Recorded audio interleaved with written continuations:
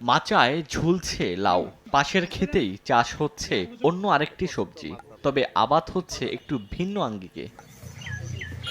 খাগড়াছড়ির দীঘিনালা উপজেলার মাইনী ভ্যালিতে বিষমুক্ত পদ্ধতিতে চাষাবাদ হচ্ছে বিভিন্ন জাতের সবজি ও ফসল। নতুন প্রযুক্তি হিসেবে ব্যবহার হচ্ছে ভার্মি ওয়াশ। এছাড়া ফসলের পোকা দমনের জন্য নিমপাতার রস ব্যবহার হয়।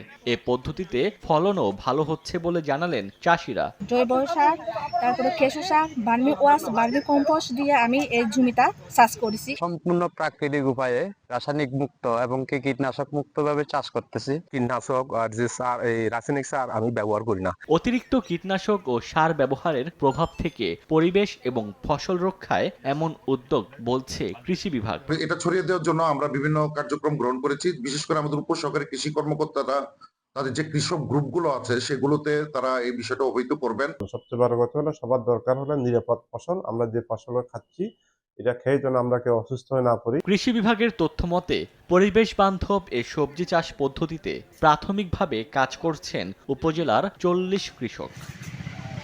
সময় সংবাদ, খাগড়াছড়ি।